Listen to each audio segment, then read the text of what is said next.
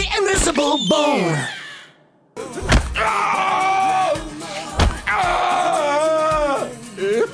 Everybody fucking hates you.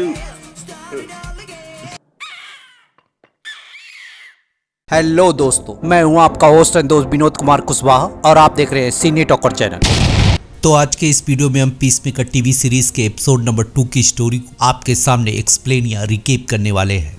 Genital to genital contact. No touching above here. No, fuck it. It's got to be here. I got to touch your boobs. Sorry.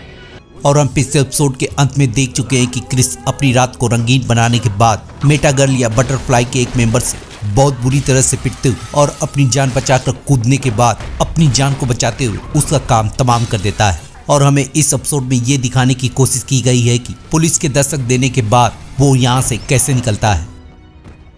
तो इस दूसरे episode की कहानी की शुरुआत peacemaker के द्वारा Emilia की नींद खराब करके की जाती है और वो उसे कॉल करके ये समझाने की कोशिश करता है कि वो इस सिचुएशन में या इस मेटागर्ल के चक्कर में कैसे पड़ा है। और एमिलिया उसकी बातें सुनकर पूरी तरह से चौंक जाती है और जब क्रिस उसे अपना लोकेशन देने की कोशिश करता है तो वो उसे बताती है कि उसके सर में लगे हुए चिप्स वो उसे ट्रैक कर सकती है। और इस बात को जानने के बाद क्रिस उससे पूछता है कि क्या वो उस पलों को भी देख सकती है जो उसने उस लड़की के साथ बिताई है। और हम इसी बीच देखते हैं कि एमिलिया को एक आदमी घूर रहा है और इधर ईगली पीसमेकर के आने का इंतजार कर रहा है। और फिर एमिलिया लियोटा की नींद खराब करते हुए उसे ये बताती है कि पीसमेकर ने बटरफ्लाई के एक मेंबर को मार डाला है और उन दोनों को जाकर वहां पे उसकी मदद करनी होगी। और फिर लियोटा इस बात को जानने के बाद उसके साथ अपनी कार लेकर निकल जाती है। और इधर क्रिस उसके रूम में पहुंचने के बाद और अपने डैड को कोसते हुए अपने कपड़ों को पहनने लगता है और फिर अपनी केस फाइल लेने के बाद उन सारी चीजों को इकट्ठा करने लगता है या चुराने लगता है जो उसे वहां पे अच्छी लगती है। और उसके सीक्रेट सामान को देखकर हमें यह भी समझ में आता है कि बटरफ्लाई इस मिशन का सिर्फ नाम ही नहीं है बल्कि ऐसे लोगों को खोज निकालना है और उसे मारना है जो लोग मेटा वुमेन या मेटा गर्ल या एलियन की ताकत रखते हैं। और उसमें से एक का काम क्रिस ने तमाम कर दिया है। और इधर एमिलिया मॉन को कॉल करके उसे सारी सिचुएशन के बारे में बता देती है और मॉन सारी सिचुएशन जानने के बाद उसे ऑर्डर देते हुए उसकी मदद के लिए भेज देता है। और फिर मॉन जॉन को ऑर्डर देते हुए वहां से सारे सबूत को मिटाने को बोलता है ताकि उनका मिशन किसी के सामने एक्सपोज ना हो सके। और इधर एमिलिया लियोटा से बातचीत करते हुए रास्ते में उसे ये समझाने की कोशिश करती है कि उसे इस मिशन में अपने पार्टनर के साथ नहीं आना चाहिए था क्योंकि इस मिशन में अगर कुछ भी गड़बड़ हुआ तो उसके साथ साथ उसकी पार्टनर भी मारी जा सकती है। और जब वो दोनों वहां पे पहुंचते हैं तो देखते हैं कि वहां पे दो ऑफिसर क्राइम सीन का इन्वेस्टिगेशन कर रहे हैं और ये पता लगाने की कोशिश कर रहे हैं कि आखिर उस औरत के इतने चिथड़े कैसे हुए हैं। और एमिलिया लियोटा से बातचीत करते हुए जब उसे ये बताती है कि क्रिस जेल से छूटने के बाद सिर्फ बेवकूफों की तरह ही बिहेव कर रहा है और इसी बेवकूफी में बटरफ्लाई के एक लड़की के साथ रोमांस करते हुए उसे मार चुका है।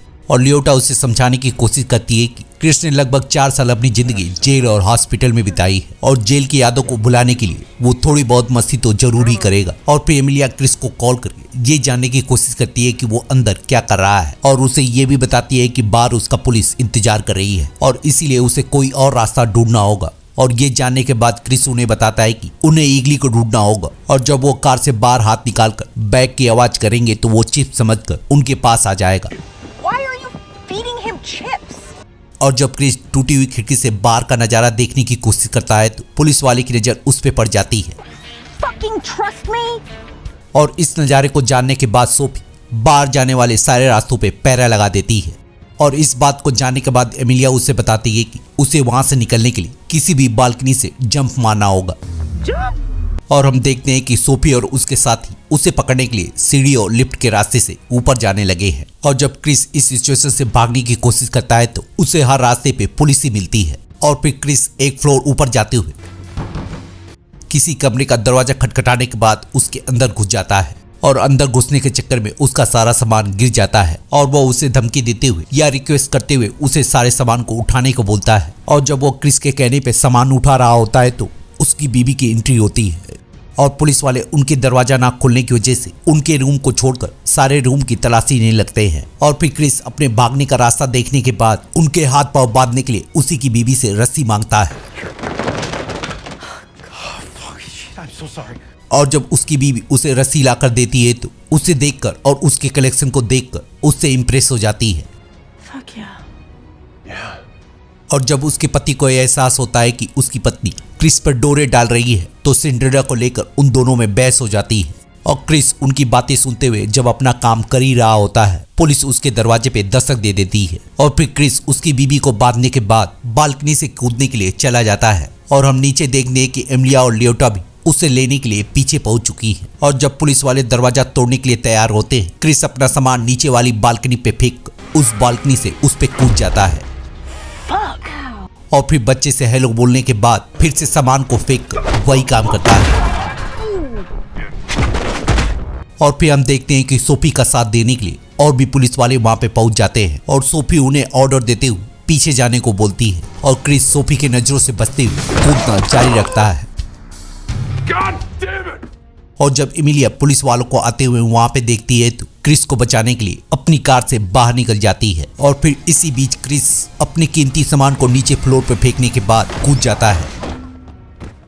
और जब पुलिस वाले उसे देखकर उसका स्वागत करने के लिए तैयार हो जाते हैं, एमिलिया अपने शॉटगन का यूज करते हुए उन सभी को बेहोश कर देती है। Hey, come on.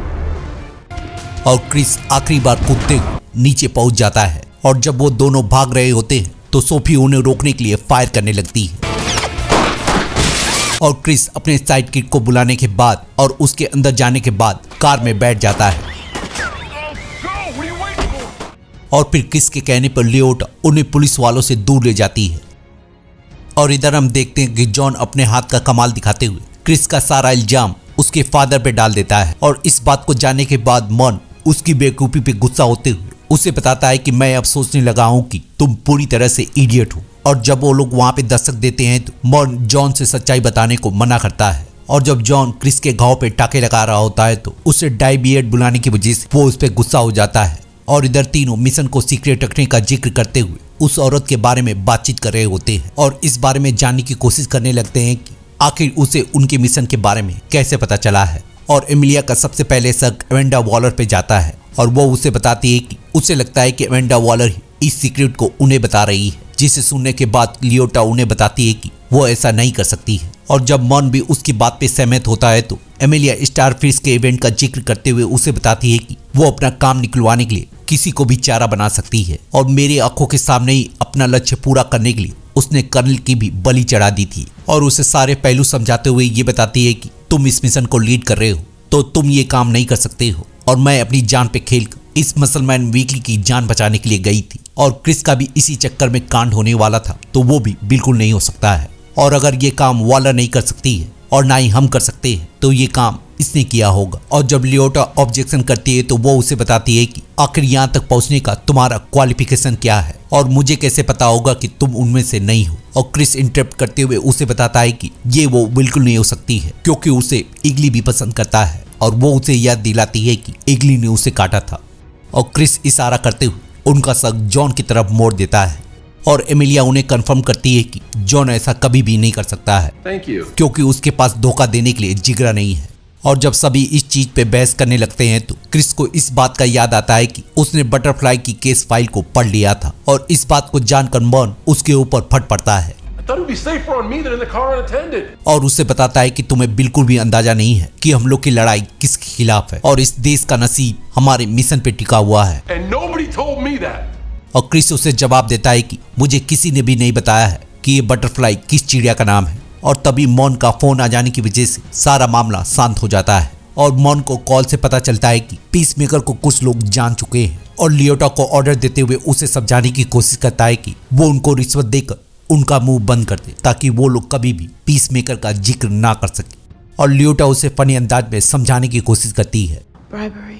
और फिर क्रिस अपने घर में जाकर अपने चुराए हुए कलेक्शन को सुनने लगता है और रोते हुए और अपने आप को मारते हुए ये सोचता है कि उसके बिहेवियर की वजह से उसकी टीम में कोई भी उसे दोस्त नहीं मानता है और जॉन उसका दोस्त बन सकता था लेकिन वो उसे भी चिढ़ाकर अपने आप से दूर कर चुका है। और रिक फ्लैग का जिक्र करते हुए यही सोचता है कि रिक फ्लैग ने उसके बारे में सच ही कहा था।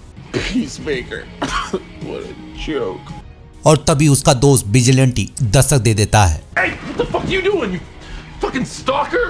और क्रिस उसे स्टाकर समझकर या उससे मस्ती मजाक करते हुए उससे बातें करने लगता है। और इधर हम देखते हैं कि लियोटा उनके घर पे दस्तक देते हुए उनका मुंह बंद कर देती है। Hoping you were trying to bribe us. Yeah, I'm trying to bribe you. और इधर पीसमेकर अपने दोस्त से बातचीत करने के बाद अपनी आजादी को सेलिब्रेट करने के लिए जंगल में जाकर तबाही मचाने लगते हैं।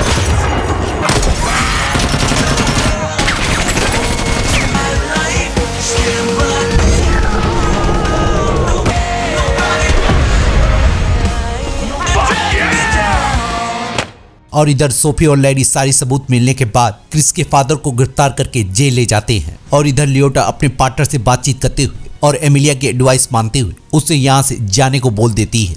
और इधर हम देखते हैं कि विजिलेंटी और पीसमेकर उसी औरत के साथ रोमांस मनाते हैं जो औरत भागते समय उसके ऊपर डोरे डाल रही थी। और हम यहाँ ये भी देखते हैं कि पीसमेकर उस मेटा गर्ल के रिमोट के साथ खेलते हुए जब उसे छेड़छाड़ करता है तो उसका वो रिमोट मिनी एलियन शिप में बदल जाता है। और इधर हम देखते हैं कि जब उसके डैड जेल में जाते हैं तो उनकी फेवरेट जगह पे एक लड़का बैठकर सूरज की गर्मी का मजा लेते हुए किताब पढ़ रहा होता है। और जब उसके डैड उसे उठने को बोलते हैं तो वो स्मिथ को इग्नोर करते हुए साफ साफ मना कर देता है। और जब स्मिथ उसे यहाँ का नज़ारा दिखाते हैं तो वो अपनी जान खतरे में देख उस सीट को छोड़ देता है। और हम यहाँ ये भी देखते हैं कि सोफी इस नज़ारे को दूसरे कमरे से देख रही होती है। और फिर हम देखते हैं कि स्मिथ के बैठने के बाद सारे कैदी घुट्टों पर बैठकर और उसे व्हाइट ड्रैगन बुलाते हुए जय जयकार करने लगते हैं। और इसी नज़ारे के साथ ये एपिसोड यहीं पे खत्म हो जाता है। तो मिलते हैं किसी और वीडियो में किसी और टीवी सीरीज या मूवी को एक्सप्लेन करते हुए। तब तक के लिए शुक्रिया।